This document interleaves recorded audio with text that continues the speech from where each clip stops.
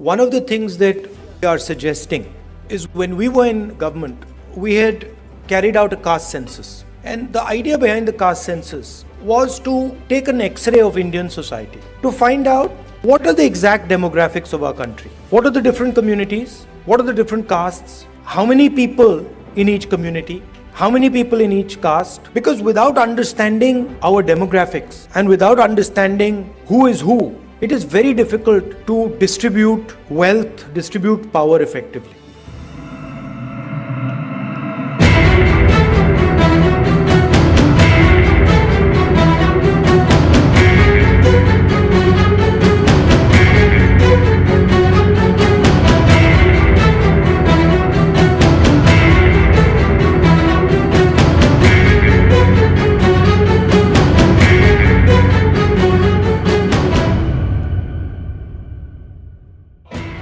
क्या आपने कभी सुना कि George Bush, bill Clinton, Donald Trump या बाइडेन साहब ये जब विपक्ष में रहे किसी और देश में जाने के बाद कभी अमेरिका की बुराई की, अपने देश की बुराई की? कभी नहीं। लेकिन ये राहुल गांधी कर सकते हैं, वो कर रहे हैं। राहुल गांधी बिना जाने देश के प्रधानमंत्री और आरएसएस को बिना जाने झूठ बरे जा रहे हैं, बोले जा रहे हैं। तो मुझे लगता है कि ये राहुल गांधी ना, ये वो रोंदू हैं। ये वो जो फ्रस्ट्रेशन है इनकी सत्ता से दूर रह के, वो जा नहीं रही है। और अक्सर जब राजघराने में कोई पैदा होता है और राज सत्ता चली जाती है तो ऐसा देखने को मिलता है। लेकिन मैं कहना चाहता हूं ना, पॉलिटिकल बैटल अपने देश में लड़ी जाती है, विदेश की धरती पे नहीं। बहुत सारे एग्जाम्पल्स हैं। Hence this frustration. The RSS believes that India is one idea. And we believe that India is a multiplicity of ideas.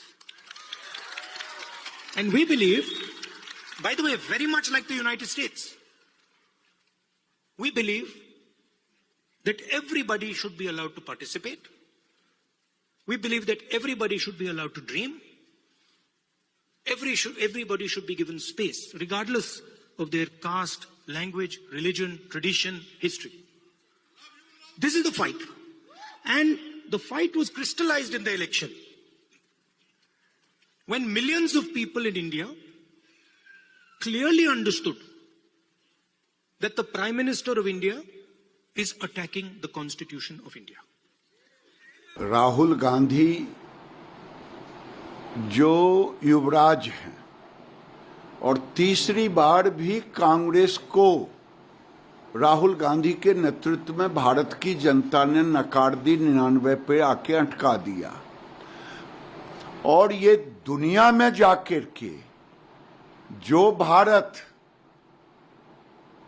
आज मेक इन इंडिया के रूप में, जो भारत इनके कार्यकाल में डिफेंस इंपोर्ट होता था वो एक्सपोर्ट कर रहा है, वो भारत जो देश में 19 लाख करोड़ का इंपोर्ट था वो आज 80 लाख करोड़ पे पहुंच गया।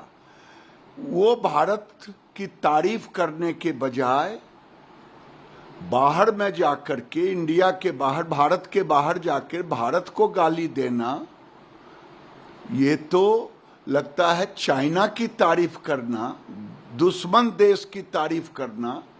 ये लगता है चाइना के पैसे पर पलते हैं और चाइना की ही बात ब्रांडिंग करने के लिए ये बाहर में जाके चाइना का ब्रांडिंग कर रहे हैं। इन पर तो ऐसे लोगों को, अगर कानून भारत में नहीं होता, अगर मोदी जी संविधान की रक्षा नहीं करते, तो ऐसे लोगों को देशद्रोह का मुकदमा चलाना चाहिए, जो भारत की निंदा भारत के बाहर जाके करे, भारत को बदनाम करे और दुश्मन देशों की तारीफ करे। उनको नहीं मालूम है आरएसएस जब इनकी दादी 71 का पाकिस्तान से लड़ाई था, उस समय आरएसएस की भूमिका दादी से जाकर के, अब ऊपर जाके पूछने का कोई टेक्नोलॉजी हो तो जाके पूछें या इतिहास के पन्नों में देखें। आरएसएस को जानने के लिए राहुल गांधी को कई जन्म लेना पड़ेगा। देशद्रोही कोई आरएसएस को नहीं जान सकता। जो बाहर में जाकर के देश की निंदा करे वो आरएसएस को नहीं जान सकता। राहुल गांधी लगता है भारत को बदनाम करने के लिए ही विदेश जाते।